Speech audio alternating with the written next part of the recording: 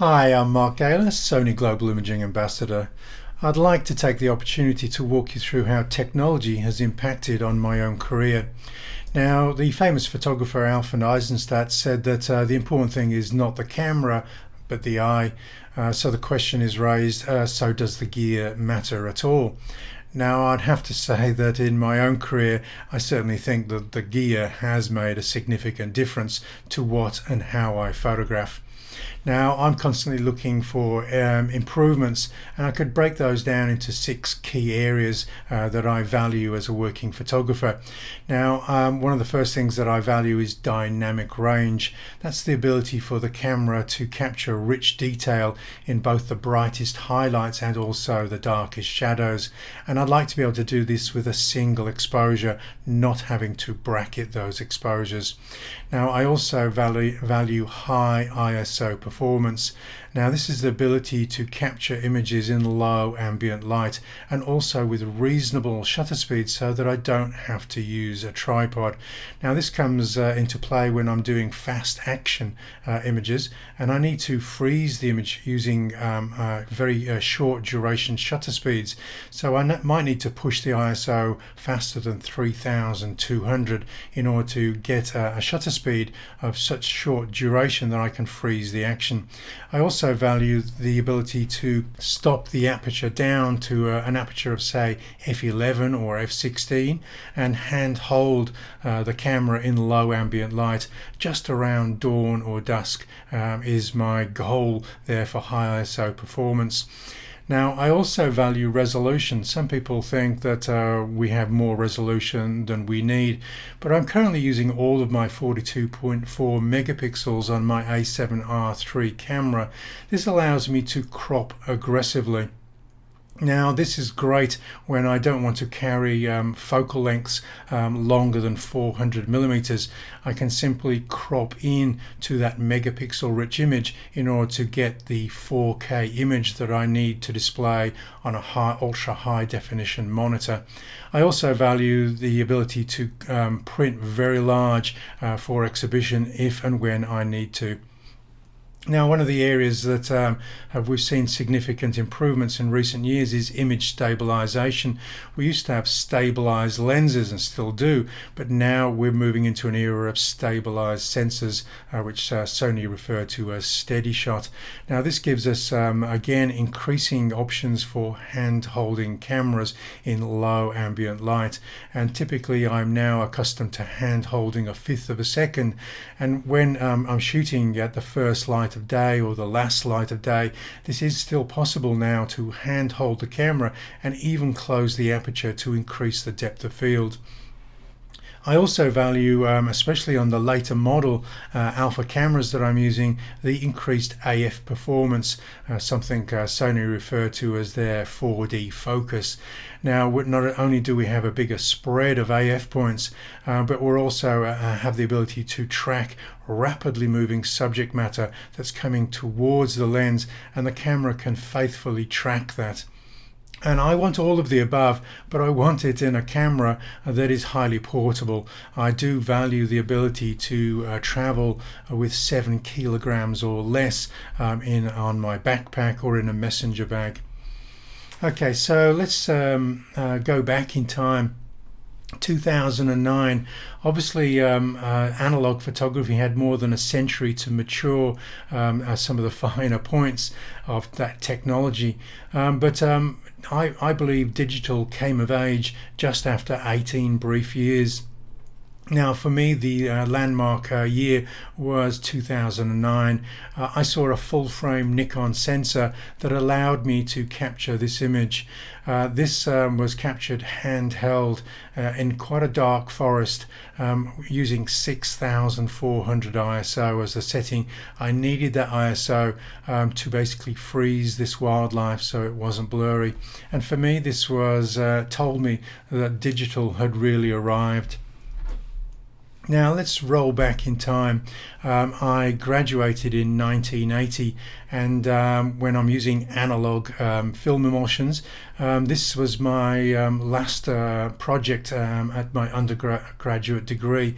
I spent 6 weeks photographing coal miners in the Rhondda Valley. This was the last working coal mine in this valley, and I really got to grips with shooting them in all sorts of ambient conditions, and really black and white came to the forefront here. It gave me the ability to push the ISO so I could work in low ambient light. And so my film emulsion of choice back then was Kodak Tri-X. It was a 400 speed film, but I'd often push it to 800 or 1600 ISO in order to get the ability to photograph in low ambient light. Now, color emulsions were around at this time. I remember carrying a few rolls of Kodak Ektachrome 400. The only problem with the Ektachrome 400, it didn't have a great dynamic range, and also if we was to zoom in or print large, this is the result of using a high ISO film emulsion. Not that we consider 400 typically high now, but it was for transparency films back in 1980. So when I went traveling in 1986, I'd spent my first 5 or 6 years predominantly working as a photographer indoors, either in dark rooms or doing studio photography. I was really looking to make a break, get out on the road and start doing editorial feature stories. So in 1986 I decided with a friend I would ride my motorcycle across overland as much as I could to Australia. Now, I packed a couple of Nikon FG20 bodies. These were small, cheap analog bodies, and the film emulsion of choice for the magazines then was Kodachrome 64. That's 64 ISO. One of the downsides of Kodachrome, let's say one of the positives of Kodachrome, it had a very fine grain, so picture editors were very confident that they could publish an image double page spread without the film grain being aggressive. Now, the downside of that, of course, is it's only 64 ISO and it only had a 6-stop dynamic range. Now, this gave me great colors, and I did a lot of feature stories using this film emulsion, and you can see that in low soft light we were able to catch a rich detail, and you can see that the grain there is not too noticeable. The downside is when the sun came out is if we tried to protect highlight detail, shadows would often go very, very dark. And so it was quite a challenge to actually use this low ISO film. If we photographed in high contrast situations and wanted to protect the highlights, typically the foreground information would become a silhouette. Now, obviously the human eyes could see into that detail, but most people of the era got used to this style of photography where we have rich, good color in the highlights, but we have very precious little detail left in any of the shadows.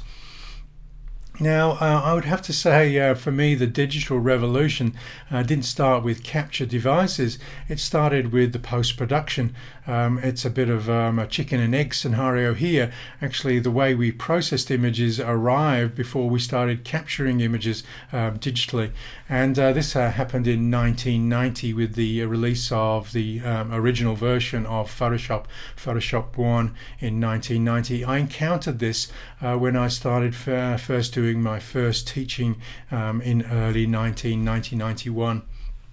And I then encountered my first digital SLR a year later in 1991 at a college which had a working relationship with Kodak Research and Development in London. And this was a strange beast to see. I wasn't really expecting digital SLRs at all.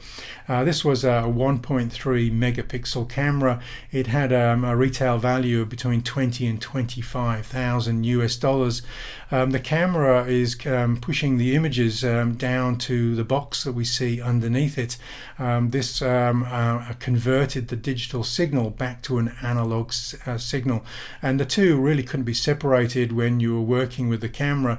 So basically I took some images with this very first digital SLR, and this basically black and white TV is hanging off my belt. Now, it was extremely expensive, and the college role was basically to educate photographers about the arrival of digital imaging.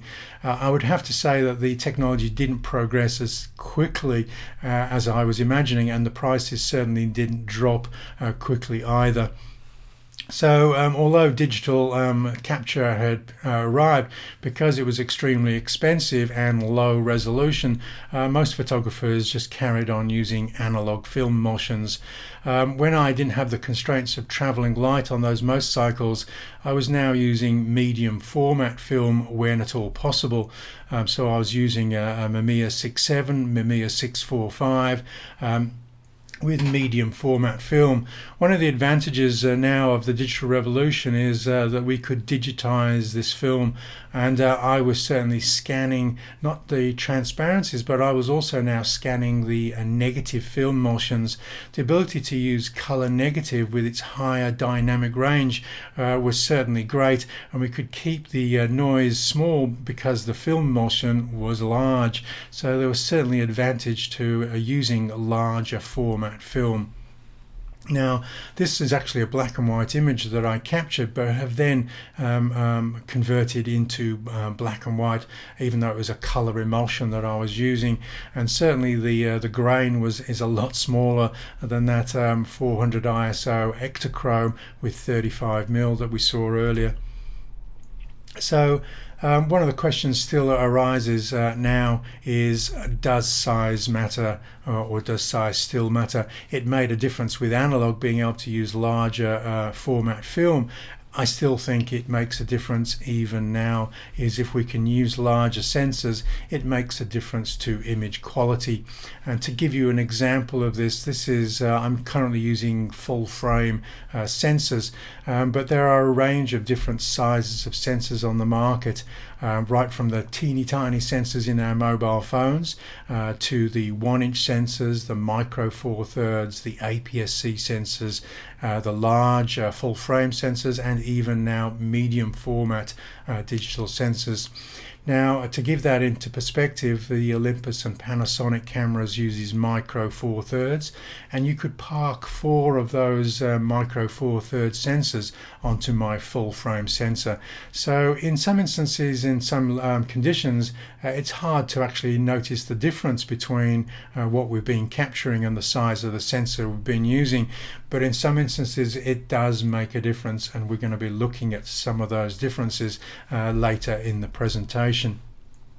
Now, interestingly, the full frame sensor digital cameras that I'm using now aren't much difference in size to those micro four thirds mirrorless cameras. So there are companies, well, I actually work for Sony, who are making that full frame sensor in a format or a size that doesn't mean that I have to carry very large camera bags full of heavy camera gear. I really don't want to go back to that medium format weight, or even the big DSLR weight that DSLR's got much larger than those small analog cameras that I was carrying back in the 1980s. To give you an example, I'm getting sort of beyond medium format analog performance in these full frame cameras that are virtually no difference in size or weight to the smaller analog 35mm cameras that I was using back in the 1980s. So certainly image quality has improved, but the form factor that I'm carrying is no different.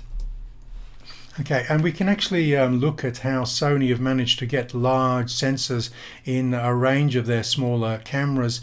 Now, the camera on the left is the RX100 with a 1-inch sensor, but we have on the right there an RX1 camera that carries these full frame Sony sensors for maximum image quality. Now, I said that is bigger, better. And in some cases, we can go out shopping for medium format cameras or medium format backs to put on these cameras. And one of the things that I would ask you to take care of is not only does the size of the sensor matter, but also the generation of the sensor. To give you an example, is we have a Phase 1 IQ 180 back on this Phase 1 camera here. And when bench tested against a full frame sensor, a much smaller sensor but in a very small RX1 camera, DxO actually rated the Sony compact camera as having better image quality than that Phase 1 180 back. Which is remarkable really, because that Phase 1 back when released was $45,000, and that didn't actually include the camera. So yes, medium format can deliver great performance, but also the generation of sensor makes a difference as well. Okay, let's roll back in time. I seem to have jumped ahead of myself. So let's go back to 1997. This is 6 years after I saw that first DSLR. And now I've come down to work at a university in Melbourne, and one of the roles that I took on was to prepare the undergraduate degree course for moving from analog technologies into digital technologies. Now, this was a hard message to sell to some of my other lecturers, I have to agree. Some of them thought I was a little bit mad, I have to say, in trying to promote digital technologies.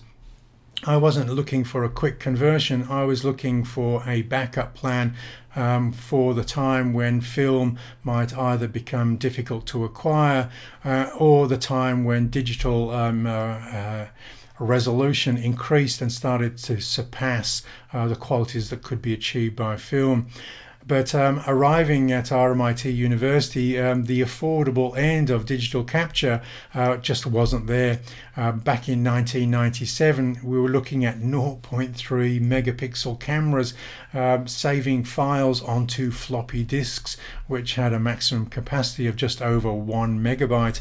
So yes, a very difficult sell to sell the digital capture side, even though most of the students were now digitizing their film and processing the images in Photoshop. Okay, so I spent quite a long career at the university becoming a senior lecturer, and then for a brief time the program director before I left in 2014. And as I watched the revolution, the digital revolution roll through the photographic industry, and basically the digital cameras replace analog cameras as the primary capture medium for working photographers. In 2000, I saw Sony really pushing the technology hard. Obviously, Kodak were slowing down quite a lot. They were, I think, trying to protect their film business, which could have put a nail in the coffin of their aspirations, their future aspirations. So we saw other companies, Canon, Nikon, Sony, pushing the digital technologies much faster. So here we see a Sony Mavica writing 2.1 megapixel files to writable CDs. I was always very interested in what Sony were doing. It didn't appear that they were looking over the shoulders of Canon or Nikon at all at these period of time. Their cameras, you couldn't say they looked pretty, but you could certainly see that they were pushing the technology as much as they could. I started documenting and helping students through this period of change, and also working photographers by writing lots of books. I got up to about 30 books. They had a short shelf life because the technologies were moving very quickly, so most of them were curriculum texts for colleges looking to teach digital post-production but also capture. I started seriously looking at putting my own money, because I was using the university's cameras, digital cameras, because they were still very expensive. Perhaps the first camera that I looked at seriously as for investing my own money, because I was still shooting analog, was this Nikon D1. The megapixel count had risen to 2.7 using an APS-C CCD sensor. That's the type of technology that the sensor is using there. Now this prompted a few very brave commentators to make some remarks about the future of analog, and a famous quote of that era by Bjorn Rorslet was the end of the beginning of the digital era and the beginning of the end of the film era. And it had to be said, this was quite a timely quote, because things started happening quite quickly now.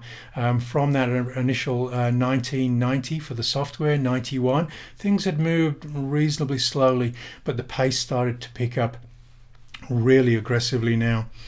So much so that Kodak filed for bankruptcy it closed its Coburg plant in Melbourne in 2004 and struggled to keep alive until finally filing for bankruptcy in 2012.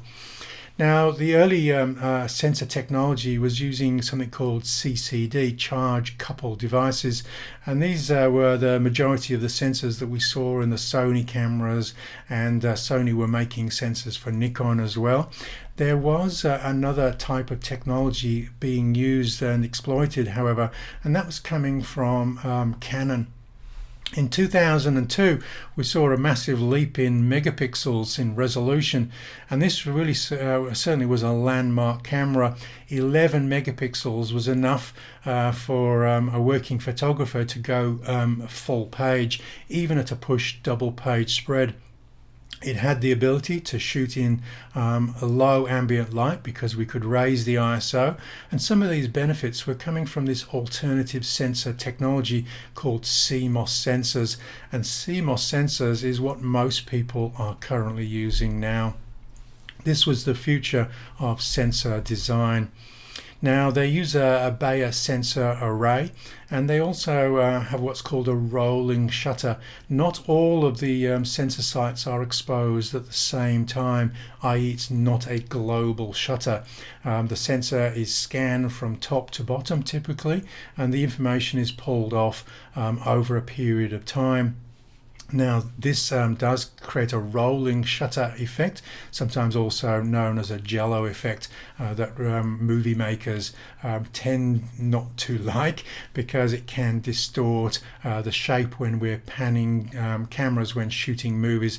It also creates shutter distortion when we're trying to record fast action using silent or just the electronic shutters. Okay, so another significant landmark, not just in the capture, was also in 2003. Adobe again pushed the boundaries of what quality we could expect from our digital files by allowing us to edit the raw data in post-production, not letting the camera process the files for us. This gave us access to higher bit depth images, so we could be more aggressive in the editing, and we didn't have to get everything absolutely right in camera. For instance, we could apply an alternative white balance in post-production, and this certainly gave a big advantage around this time for photographers considering moving from analog to digital. It was another landmark year for the movement from professional photographers into the digital arena. Now at this time, or shortly after this time, I was still looking at various cameras, maybe for the university to invest in for the equipment store. So mostly we were looking at Canon and Nikon cameras, but Sony was still doing great stuff in their fixed lens cameras. Sony basically didn't have an interchangeable lens system, so we started seeing Sony playing with CMOS sensors on cameras such as this R1 camera that we see here, and you can also see Sony have got this relationship with Carl Zeiss from this era as well, building great quality glass for their sensors. Now, the first digital interchangeable lens camera that I did actually purchase, I was buying fixed lens digital cameras prior to this point because of their affordability. But with this was the first interchangeable lens digital camera I purchased. It's in 2006. It's using a Sony sensor, a 10 megapixel CCD sensor. And around this time as well, 2006, Sony bought the Konica Minolta interchangeable lens camera plant when Konica Minolta got out of the interchangeable lens market. And so the same sensor that I was using in that first interchangeable lens camera, the Nikon D200, I also started using in the Alpha 100 camera. I was there at the press launch for the Alpha system in Australia. There was a little bit of a competition going in the rainforest. Best image won the camera, and I got to come home with the Alpha 100 camera. Now, a lot of photographers are now had accepted that digital was replacing analog, and so had stopped becoming annoyed with me when I was telling them that I'd seen the future and it was digital. Some of those people who like to be a little bit angry at me started being angry at me again when I started carrying this Sony camera over my shoulder. This was not a typical player manufacturer in the professional photography arena, and so I was quite and I'd always had a soft spot for Sony's technological developments, so I was quite keen to carry one of these Sony cameras around with me just for the effect it elicited from people or other photographers. Now, these 10 megapixel cameras, they were certainly good if we didn't need to crop too aggressively, and we could certainly go out to full page images in magazines and the occasional double page spread. Both of these images are pulled off that D200 sensor, and we can certainly see there's more than enough resolution for a 4K monitor, which is 8.3 megapixels, and this one's off an Alpha 700 camera. We've raised the megapixel count, and we've also switched from Sony using a CCD sensor now to a CMOS sensor. So I've upgraded from an Alpha 100 to an Alpha 700. Now, I decided to, when I got some long service leave from the university and I was going for 4 months travel, I decided to take both my full frame Nikon system. I'd moved from the D200 now to a full frame D700, but also take my crop sensor Alpha 700. So both cameras are CMOS, one is full frame, one is crop sensor. I enjoyed using them both, but when post-production, very aggressive editing was needed, I always valued the full frame sensor of the D700 over the crop sensor of the Alpha 700. The Alpha 700 was a great camera. It did have good dynamic range, not as much as the D700, but it certainly allowed me to use it in a variety of situations, and it was the camera that was always sitting in the glove box or on my shoulder, while the D700, the full kit, typically was in the boot of the car. These 12 megapixel images would often go quite large prints, again if we didn't have to crop aggressively. Now, a year later, after I was quite happy using these systems, I saw Sony making some bold moves in their interchangeable lens camera systems. In 2010, I saw Sony starting to put in translucent fixed mirrors. Now, a lot of people were confused why they were turning their back on SLR technology, that traditional reflex mirror, the mirror getting out of the way of the typically what used to be film, now out of the way of digital sensors. And I would blatantly realize that it it had a very significant developmental cycle that Sony had envisaged here, and that was one of the downsides of this DSLR technology is when the mirror had to get out of the way to expose the sensor, the phase detect sensor was temporarily blinded, and so this did mean that tracking motion either in movies or even stills was slightly compromised because the phase detect sensors, the one that is tracking motion, was temporarily blinded in between each shot. And so this translucent mirrors, even though Sony were losing a third of a stop of light by fixing the mirror, had reasons for the long-term developmental cycle of this technology. Now, as well as putting translucent mirrors in their interchangeable lens DSLTs, they also launched a mirrorless system. The early models, the NEX3 and 5 and 7, they basically lost all of their phase detect autofocus capability.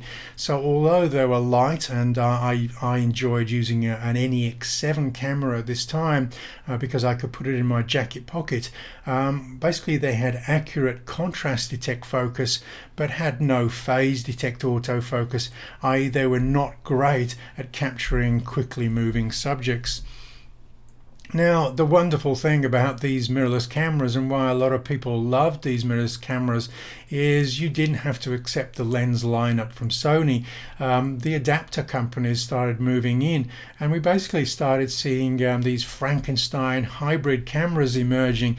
This is a medium format Hasselblad lens being put on a crop sensor mirrorless camera. And in order to get that waist level finder that was typical on the old analog Hasselblad cameras, is somebody's hooked up one of these 5-inch external monitors.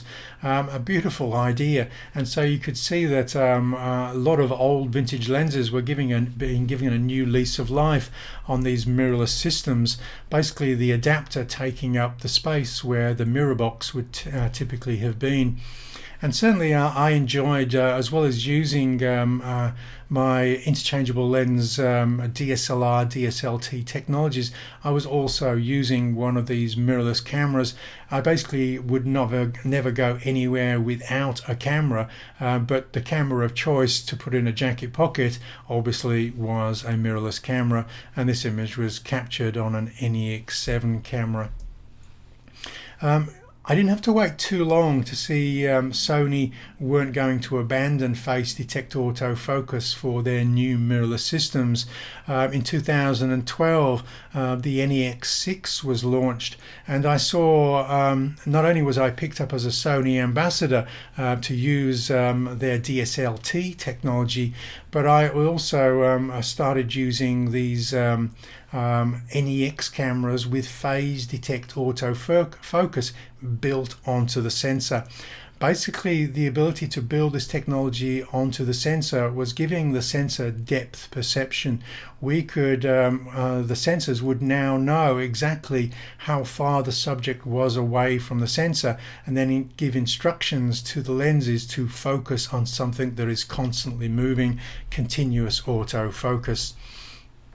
Just to explain that, it's basically giving 3D vision to the sensors, and so by splitting certain sensor sites on the sensor, and each half of the sensor could see the subject from a slightly different angle of view, we could now instruct the cameras to pull focus.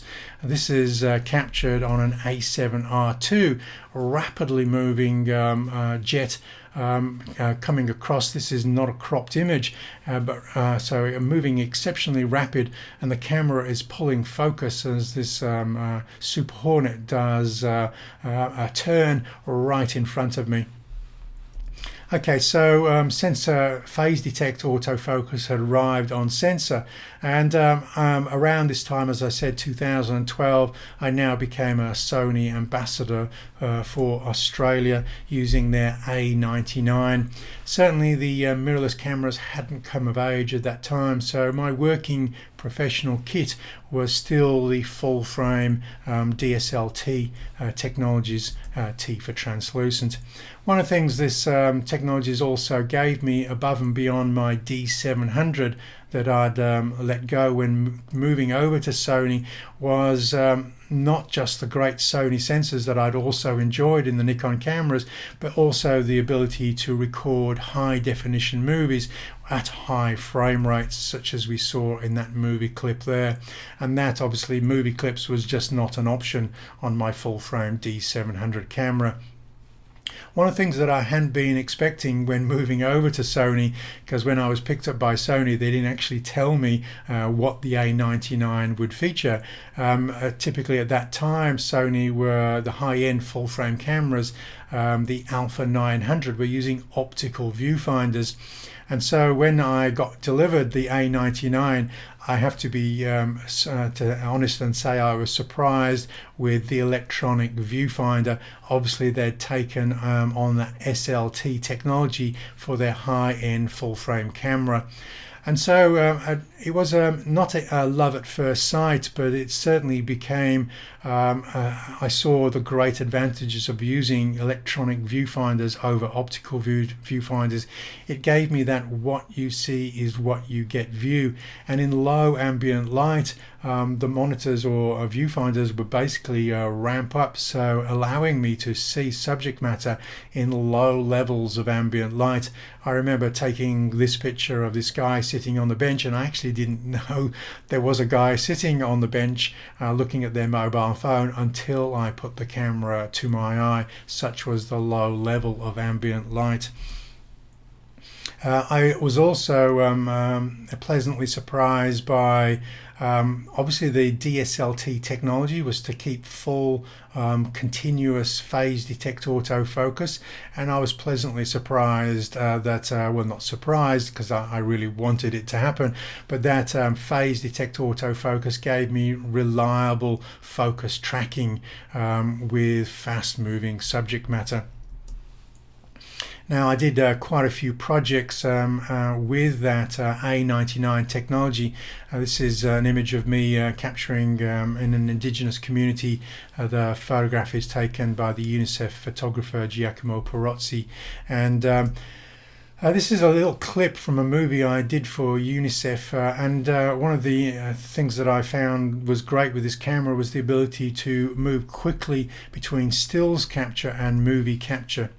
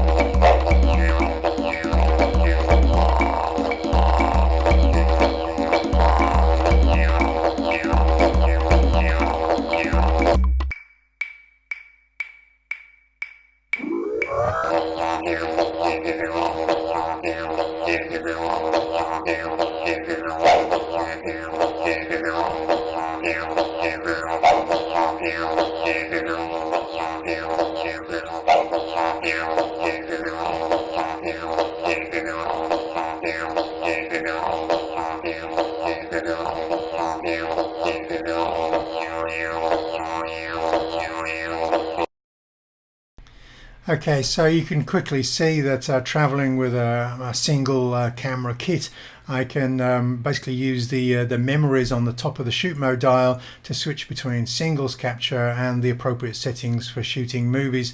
I remembered to take a picture of the camera bag that I took up for that professional shoot there, and you can see that working with that body, 3 lenses, a speed light, which I rarely used actually, and a 15-inch MacBook Pro, and the accessories such as the spare batteries and battery charger.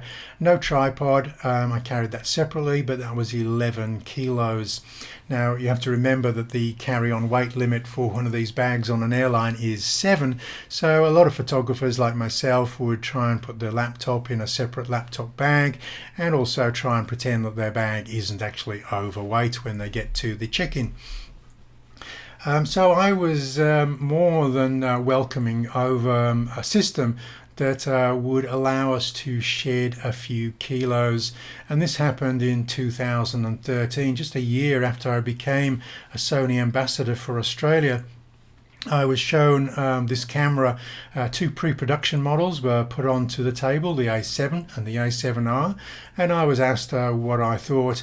This was love at first sight. When I picked up the camera, I was instantly reminded of the old Nikon analog bodies that I'd used in the 1980s. In fact, they were exactly the same weight and form factor. I took off the lens and saw the full frame, and I was basically grinning from ear to ear. It hadn't occurred to me, or I didn't even think it was possible, to actually get that full frame sensor into that mirrorless E-mount body that we were seeing. Okay, admittedly only 3 lenses, but I really like the BYO. Any of the analog camera lenses that I'd typically been using from my Nikon days, or in fact all of the A-mount lenses from the DSLT on the A99, they would all come over to this mirrorless mount. I encouraged Sony Alpha Australia to give away a free adapter for the first year until Sony's lens lineup built up and became a mature full system of lenses. I just thought I'd show you these 2 slides. Obviously the permutations and options are endless now, but I just wanted to show you how I can now pack down not to an 11 kilo bag, but actually in this case a 5 kilo bag. Now this is the A7R3, including the battery and cards, plus 4 prime lenses. Even with the accessories and bag and a small carbon fiber tripod, which wasn't actually included in the previous what's in my bag slide. Now I've moved from using laptops into tablets. We can see we can get all of that, and that includes the bag, into 5 kilos.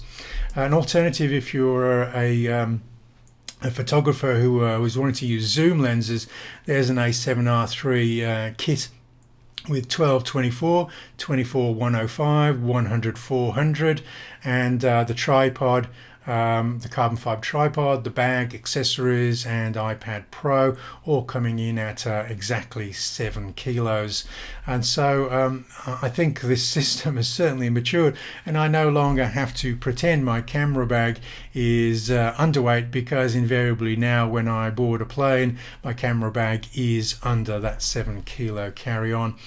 I mentioned workflows there, moving from a laptop into using an iPad Pro. Again, Adobe have followed the revolution of working with these digital systems, and certainly the ability now to use Lightroom on a mobile device with an iPad that has 512 gigabytes worth of storage has certainly enabled this portable mobile workflow. So not only has my camera system shrunk, but also the post-production systems for processing those images. So I'll just go back to that slide. That is, I feature that workflow. If you want to know more about that workflow, that's a blog post on markgaylor.com. If you're wanting to understand how that workflow now does offer a viable alternative to working professional photographers rather than carrying a laptop. Just in case you're thinking 7 kilos is too much, and if you want to shed even more weight, the mirrorless systems do allow you to shed more weight than I've been showing there using the full frame systems. Obviously I do value image quality, but if you value less weight more than the image quality, and certainly these crop sensor mirrorless cameras do have quality in spades, just not as much as the full frame sensors. What I'm showing you there is, or here is my APS-C crop system, and this one comes in at 2.2 kilos. That's minus the bag, but you can see this kit is certainly can be used for people who don't want to carry backpacks anymore. This system will go into a light messenger bag and not dig a hole in your shoulder even when working for more than half a day. The system is so light, typically I would just use a tabletop tripod. I won't use a neck strap, I'll just use a wrist strap. And with all of those accessories, this is a 3-lens kit. The zoom on there is the equivalent of 28 to 202 millimeters. I've got a 10-18 ultra wide angle zoom there for my landscapes, and I've got a wide aperture 1.8 50mm for my tight portraits where I want to create figure ground separation, basically drop the background just to bokeh.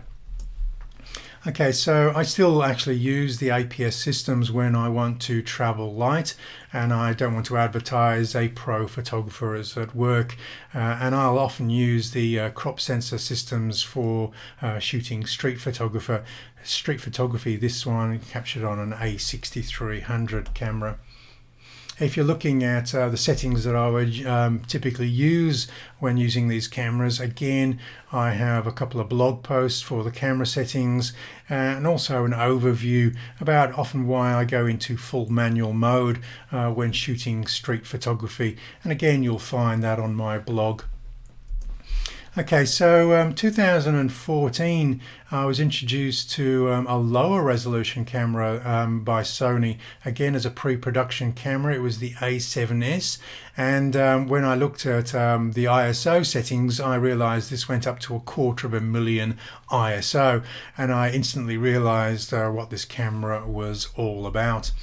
I basically took some still shots, but this camera really is designed for people wanting to shoot movies in exceptionally low ambient light.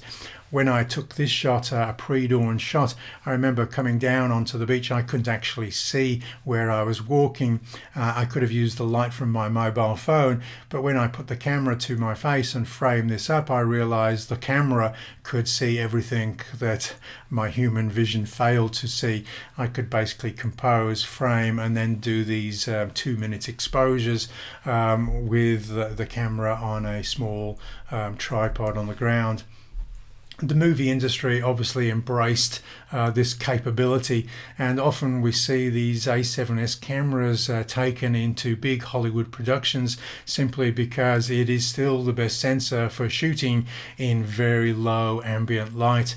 I remember they'd started filming the second or remake of Planet Earth, and the arrival of the A7S camera basically meant that some of the production crews thought again about how they would capture some of the scenes that they were planning to shoot with night vision cameras. Basically, they went back to the forests of New Guinea and captured images that were very difficult to capture back in the old analog days, and now we could do them in full color with full detail.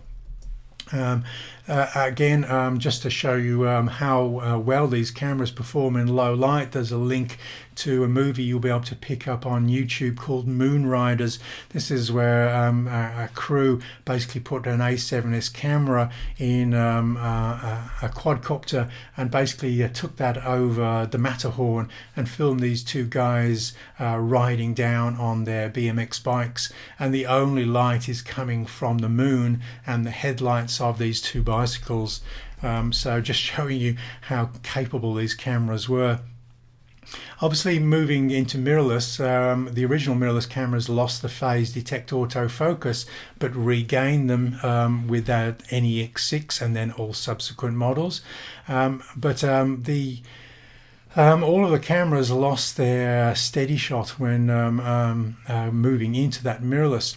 Sony had inherited their stabilized sensors in the very first Alpha 100 from Konica Minolta, but because of the small form factor of mirrorless, we basically lost that capability in those early mirrorless cameras. And then in 2014, never say never, Sony not only had put the phase detector autofocus back in the cameras, but they'd also put the steady shot back inside. So I got this little Sony promotional movie just to explain why steady shot on inside the sensor is always a preference to stabilization in the lenses.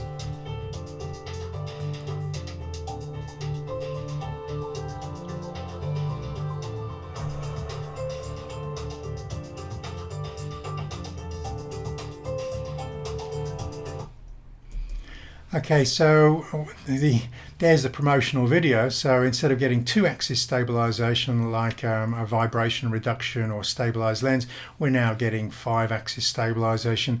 And what that means in reality for a working photographer is we can handhold in exceptionally low light. For instance, this image is stopped down, as you can see, to a small aperture to get that depth of field, but it's handheld. It's 1/5 of a second, and I've got some other examples there. Again, this is at a 25mm focal length. We're stopping down to f11, and I'm hand holding 1/5 of a second to pull focus from the nearest subject matter right out to that Queen Mary 2 towards the horizon there. And again, the beauty of this, and I love this, is being able to travel and do the work at a time of day that is almost synonymous with greater landscape photography, first light, last light. But we have to question, why are you actually carrying the tripod? Occasionally I still do carry the tripod, but it's usually only when I want to do very long exposures, not because of I can't handhold the camera, but simply because I want to blur water. Technology has carried on improving. 2015, the sensor technology took a major leap forward for Sony. We'd seen this sensor technology first appear in mobile phones. One of the reasons mobile photography became acceptable was because of this backlit-illuminated sensor technology that Sony had been driving. Very expensive to make for larger sensors, but it finally arrived in the full-frame sensor with the A7R3. Not only did we got the benefits of better dynamic range, better high ISO performance, but we also got that phase detector autofocus coming onto the A7R3 sensor, and the ability now to handle 4K movie capture. I refer to it when this camera was released as the camera for all reasons, because it was a master of all genres of photography, whether it be sport, action, wildlife, portraits. It seemed to be good at everything. Now, things just got better even then. One of the downsides for action photography with the A7R3 was a fairly limited buffer, but this was improved for the A7R3, and so I still hold now the A7R3, and it's my most used camera that I'm using at the moment when I'm making this tutorial movie, is the capability of this camera to be good at absolutely everything. And of course, it wasn't just me who thought this camera was the best thing since sliced bread. It did win the award for the best high-end camera of 2017. I have to say that again, I will stress the reason that I don't use the crop sensor cameras as much as the full frame cameras, and I thought I would take the opportunity just to highlight some of the major reasons that I do value the full frame. I often refer to it as the full frame forgiveness. For instance, this is an uncropped image of this Dalmatian running at me, and this was actually captured with an A7R3 with an adapted 70-400 lens, and it's tracking remarkably well, given that we're using an adapted lens onto an A7R3 body. But you can see that if I need to crop in for a 4K full frame image on an ultra high definition monitor, I do have that capability because of that full frame forgiveness on such a high resolution sensor. To give you an example, I've grabbed this in my software capture post-production software Lightroom to show you how much I am cropping and still pulling off a 3840 pixel wide image, which is then suitable for a 4K monitor. I call it crop capability.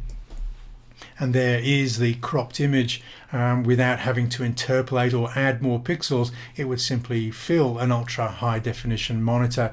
I'm simply discarding more than 3/4 of the resolution of the sensor to give you this cropped image. I also still appreciate, and we looked at this very early, I love the dynamic range, and for me there are no sensors better able to showcase what's in the shadows than these full frame Sony sensors. There are only a few sensors that are so forgiving in this. Sometimes you'll find this sensor capabilities in Nikon cameras, but only because Sony is making those sensors for those Nikon cameras. I'm talking about the 800, 810, 850 cameras. Now, when I was teaching photography from the old analog masters such as Ansel Adams and his zone system, there was a working protocol which always said expose for the shadows and then develop for the highlights. But digital technologies has completely turned this on the head now. So we now expose for the highlights and process for the shadows, completely opposite workflow. So I thought I would just showcase how that actually plays out. Now, if you're looking for more information on the sensors that are this forgiving, you can go to a site such as DP Review and look at articles called ISO invariants, and you're looking for sensors that are ISO invariant. These are the sensors that are so forgiving. To give you an example is I'm just monitoring the exposure of the highlights of this iceberg in Alaska catching the sunlight. This is not a bracketed image. This is a single image, and it shows you the rich detail in those brightest of highlights and darkest of shadows. Oh, how I wish I'd have had this capability when I was traveling in the 1980s with that 6-stop dynamic range Kodachrome 64. Okay, so just to show you before and after, here's an image that I captured from the top of Eureka Tower. Now I'm pushing the exposure as high as it will go before the brightest highlights start becoming overexposed. I will look at the blinkers on the back of the camera when reviewing a test shot just to pitch that exposure right. Yes, the shadows will look dark, but they can be pushed much brighter in post-production. So you're processing for the shadows. This is the same image. The sky was very bright, but I pulled that down a little bit with a graduated filter, and then I'm opening up the shadows to show all that rich, beautiful detail that is free of banding and also noise when I open that up. Again, another example of that is this is an image captured at just after the sun has tipped below that rock there. The contrast is extreme, and my job is to get the brightest exposure without clipping that bright part of the sky, and then I'll simply process that in post-production, such as a program like Lightroom. Some people think that that might be a lot of work, so I did create a 1-minute movie on my YouTube channel, and I'll just play that, given that it's only a minute, just to show you how quick this plays out. These are the edits I will typically make when editing a high contrast landscape image. I will lower the highlights, raise the shadows, add some contrast, and also some clarity to the image. I'll then add quite a lot of vibrance and some exposure to suit. This may vary on the image that you're working with. Then I'll proceed over to the graduated filters, a -1 stop but with a raised shadow to protect these cliffs that I'm going to drag the graduated filter down over. Now sometimes I even add a second graduated filter for more drama. I'm then going to come back to the basic panel, optimize the whites. You can do this by holding down the shift key and double clicking on the word whites, and you can also do the same thing with the blacks. Double click blacks, holding down the shift key, and there is the image edited. Okay, so as you could see from that movie editing, again, we're not trying to judge quality on the back of the camera in those high contrast situations. We just know that we expose for the highlights and then pros for the shadows, and you can see it's a remarkably quick process. One of the other things that I'm really enjoying about the modern cameras, the latest model Sony cameras that I'm using, is the focus capability. And one of those, not just the fast speed of autofocus for sports action, but something called IAF. This is the ability to track the position of the eye even when the subject is moving when we're using the widest apertures on the lens. This was captured with an 85 1.8 at 1.8. And you can see here is very quickly the camera will snap the point of focus onto those eyes. And the great thing with the third generation of these full frame sensors is the camera will detect a face even in profile view and be able to snap focus on a figure who isn't facing the camera. And this is a great capability when we're working with the wide apertures of our portrait lenses. Now, if you're looking at or looking for recommendations for my settings when shooting portrait, as well as some of the creative approaches, you can find this is covered again on a couple of blog posts capturing powerful portraits. I also run through the settings for the Sony cameras that I'm using in separate YouTube movies. All of this can be found either on my Alpha Creative Skills YouTube channel or on my blog post. Now, we talked about those six of the best. I referred to them as the improvements to features that make my life easier as a photographer. One of those was high ISO performance. This is an unedited image from an A9 camera shooting at 12,800 ISO. It was a very grey day. I'm on the maximum aperture of the lens, and so I've got nowhere else to go. The shutter speed is as slow as I dare go to avoid using to avoid getting camera shake or having the subject blur because it's moving slightly. So the only option I had was to push the ISO, and you can see that this is going to be a perfectly usable image, given that I haven't even applied any noise reduction yet to this image.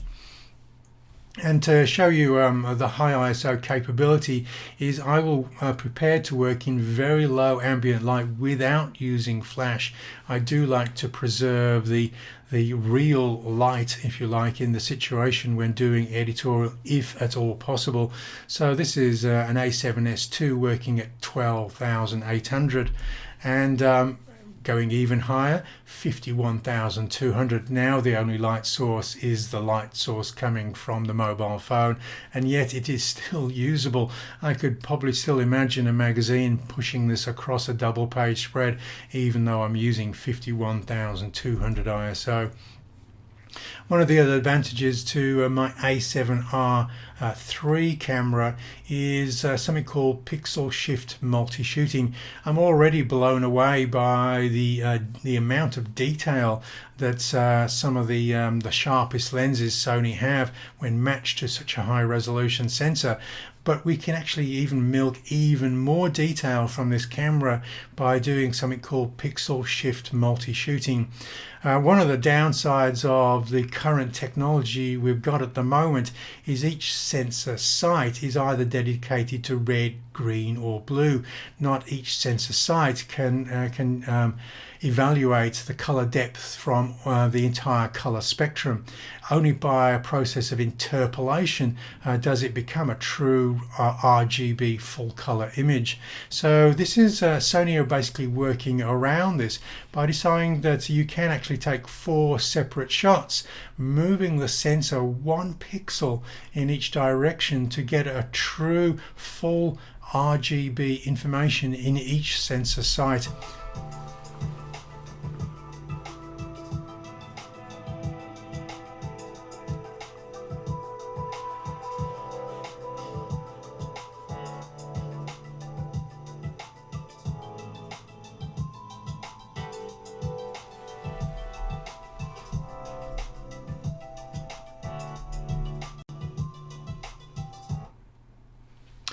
Okay, so what we're actually achieving there is enough information for 169 megapixels of information. You're still getting your 42.4 megapixel file, but the actual quality of detail goes up significantly. I actually didn't think that was going to be possible when using a GM lens on these sensors, but when you zoom in to 100% and you start looking at the fine detail, you don't have to imagine that you're seeing the detail. It's quite obvious that there is plenty more detail. I would even go as far as to say that we're approaching medium format digital detail when we're going and looking at that resolution. Now, one of the downsides of this, because Sony is moving the sensor for 4 separate exposures, nothing can typically move. Well, you think that nothing could typically move, but I've created a workflow so that if anything is moving, such as water or the wind is blowing the leaves on the trees, we can actually pull back to the extra detail from the composited 4 bracketed shots of resolution and get the extra detail there, but we can pull back to just one of those 4 shots if there's any disturbances because of movement in those areas. What will happen in those areas where movement is visible, there will be artifacting occurring. And so I have this post-production workflow where we can basically remove the artifacts. So this technique isn't restricted just to studios. We can actually use this pixel shift multi-shooting out on location for landscape. Okay, so sensor technology is moving to another generation. 2015, the Exmor R sensors were now, we could see the Exmor RS technology moving into the interchangeable lens cameras. And what we're looking at, the RS sensors, is stacked backlit illuminated sensors. Now, the what this is basically delivering to us is performance of moving data, which is just truly remarkable. I first actually saw this performance, the ability for cameras to move fast-moving data, in the little RX cameras. I actually started shooting at 24 frames per second on these cameras and moving data. They've also got options for very high frame rates for recording movies. And so with this camera, with phase detect autofocus, this is the RX100 version 5, I started doing sports photography with a little compact.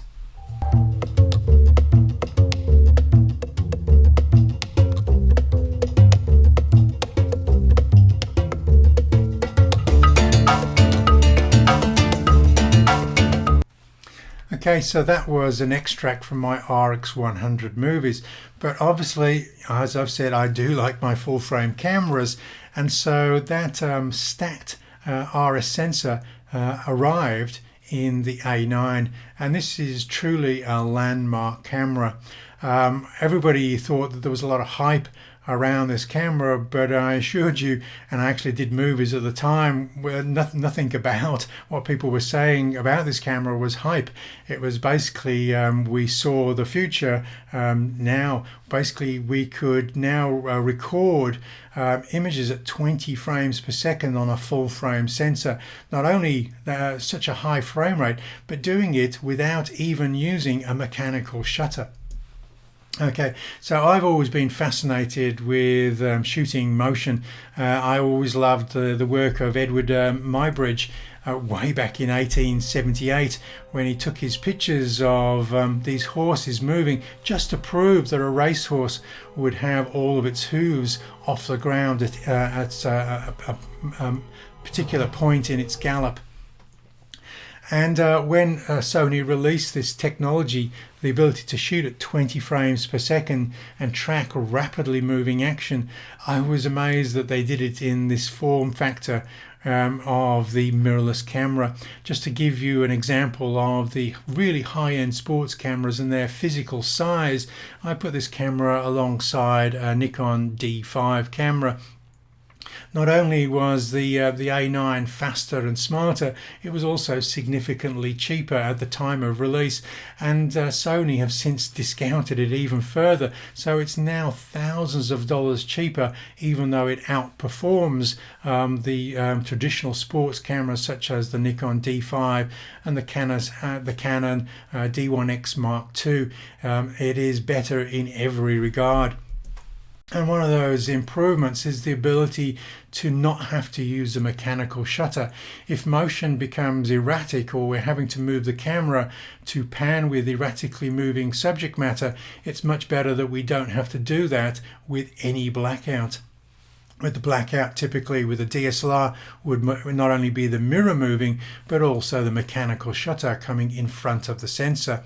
But with the A9, we don't have the mirror, obviously, but we also don't have the problems with the mechanical shutter.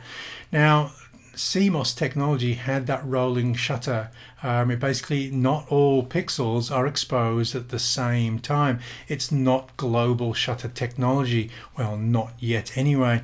And so with the stack sensor, we could basically scan the data off that sensor 10 times faster. This basically removed the electronic shutter distortion that we would typically see when recording movies, often referred to as the jello effect or just shutter distortion. And now we're basically removing that distortion effect using the A9 stacked backlit-illuminated CMOS sensor. Just focusing in there, what you see on the left there is what would happen is if we tried to record it with just a normal electronic shutter, that golf club would appear to bow as the scanner the readout is taken off the sensor from top to bottom. Obviously that golf club is moving during that process of reading the data off the sensor, but if that sensor is read 10 times faster, the golf club will appear to be straight.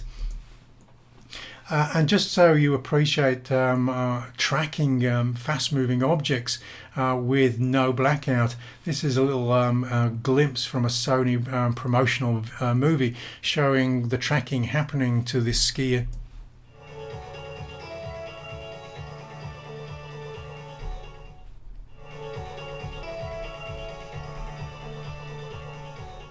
The flickering lights that you saw, the flickering line, was basically just an indication to let the photographer know that the camera is actually taking pictures, because the shutter noise is also an option that you can switch off. So you could take pictures at that golf match with making zero noise, and just a little visual cue to let you know that the camera is actually taking pictures. One of the other great things about this this camera and the AF technologies that this camera also enjoys is the AF points now are no longer clustered just near the center of the viewfinder. They're now spread over pretty much the entire viewfinder area. 693 phase detect autofocus points is amazing, and it just means that if we can keep any part of the subject matter in the camera will track that. To give you an example of one of my own images using the A9, I've picked up and locked the focus on the extreme edge of the viewfinder, so without having to pan the camera, I just let the bird fly into the frame and the camera will track that from the edge to the center and pull focus remarkably quickly. Now, just to highlight the difference there is this camera is tracking the bird even though the bird is pushed towards the edge of the frame. And if we were using the AF points on a DSLR that are typically grouped towards the center of the frame, if that subject is not in or over those AF points, the camera will try to pull focus on the background rather than the foreground subject that is moving rapidly. So having a better spread of AF points certainly makes it easier for photographers shooting fast action. And we're pulling focus remarkably quickly, and this is an image that, you know, if you could zoom into the 24 megapixels, basically every strand of each of those feathers is pin sharp. Okay, the ability to pull off the decisive moments with this is great. It's really good fun just to shoot bursts of images and then basically cycle through in post-production looking for the hero image. And I'll just one more. Okay, there's my hero image. Rate that, discard the rest. So this is happening at 20 frames per second. Some people thought maybe 20 frames per second is overkill for a sports photographer, but if there's any balls involved with sports, such as baseball or tennis, as many frames per second as you can get is a welcome addition, because very few of those frames actually have a rapidly moving ball. If it's moving at 100 miles an hour, very few of those frames will actually feature any ball at all. And I love photographing dogs in motion. It just allows me to earmark the precise time when the dog is at the top of its stride with its ears in the air, and this just makes it so easy. And there's a number of autofocus tracking options, so the camera will be faithful to the subject matter. Even if it momentarily passes behind another subject, the Sony cameras now will be faithful to the original subject, one of the lock-on features of these cameras. Okay, and certainly having that ability to pull a moment in time that is actually impossible to detect with the human vision. For instance, this guy who's lost his kite surfing board and is now attempting to walk on water. There is only one frame in the 20 frame sequence that actually has his expression and his heel just about to touch the surface of the water. Okay, if you're looking at for the settings that I use when I'm recording fast-moving action, I've got a series of movies on my Alpha Creative Skills YouTube channel, and also I've got blog posts that feature how I go about approaching capturing this fast-moving action. Now, admittedly, the A9, although I said it was much cheaper than the high-end sports cameras, it's still an expensive camera. It is a luxury item if you're an amateur photographer. But in 2018, that was all changed because no, this A7 III didn't get that stack sensor, but it does have the capability of shooting at 10 frames per second. It's got 2 card slot, it's got the 693 spread of AF points, so it's certainly the affordable end of what keen amateur photographers are prepared to or able to purchase and get this action. And so it's amazing that Sony have given us these cameras at these entry-level full-frame prices to record a number of genres, whether it be weddings or action sports or landscapes. Some of the images that I've captured off this camera just show how capable this camera is at shooting sports, even though we're not pushing out to that A9 price point. And so these images are all frozen. Sometimes I'm cropping in, admittedly with a 24 megapixel I don't have that crop capability of an A7R3, but I am still able to throw away 2/3 of the pixels on that sensor and give me a 4K image for detail-rich images. And these were all captured at sports events, and sometimes I'm using a wide AF area that will track the subject matter. Sometimes I'm using IAF to track fast moving people that are rapidly moving towards me. And pulling and freezing most cycles. Typically I'm using 2000 or 4000 per second to do this, and often that does mean that I'm raising the ISO to elevated ISO values. But even at 1600 or 3200 ISO values, these images are clean and with enough dynamic range to pull detail in dark shadows. As we can see with this frozen most cycle here, it is still detail rich in the brightest of highlights and deepest of shadows. And again, 10 frames per second or 8 frames per second, if we're panning the cameras rapidly, can pull images off like this, where the eyes behind the visor are absolutely pin sharp in this image. So if you're looking at some of my focusing techniques and the options that we have, there is no one set of focus settings that is perfect for everything.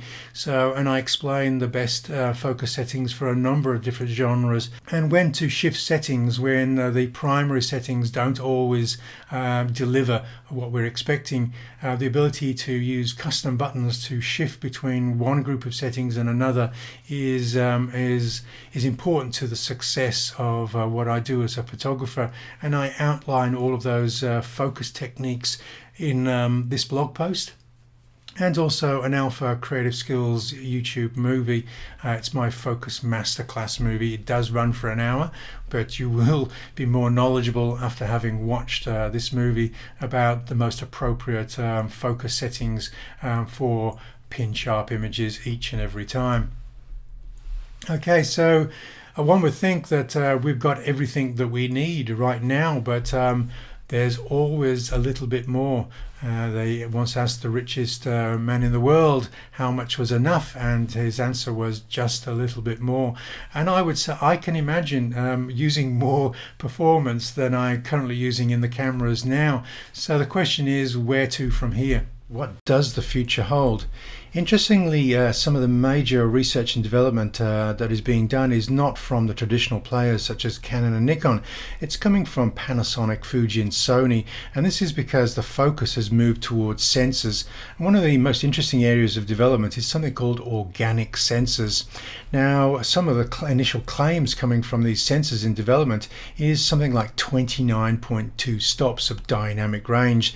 That's more than double the dynamic range we're currently enjoying from today's full frame sensors. So this would definitely spell an end to bracketed shooting for subjects captured in very high contrast lighting.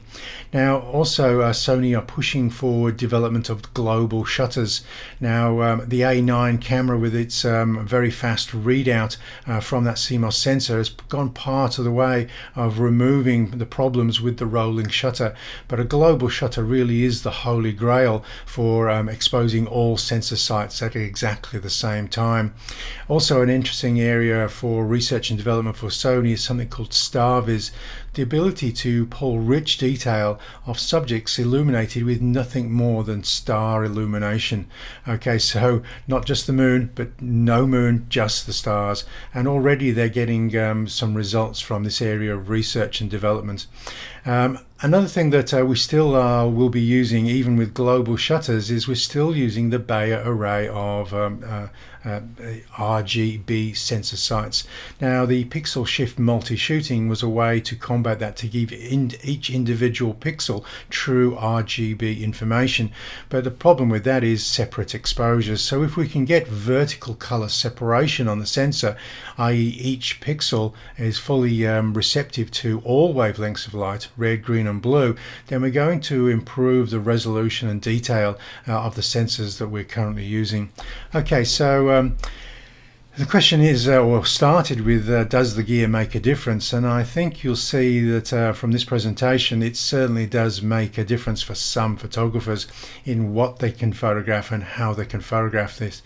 And I've coined the term smaller, lighter and faster, and certainly more capable, and this will open up or extend the creative boundaries that we're currently enjoying now, so that we can explore new territory in the world of photographic image making. Okay, so this was another nail in the coffin production for Mark Gaylor, and hopefully you've enjoyed the presentation. Just remember, you can catch up with me on my website, markgaylor.com. Thank you.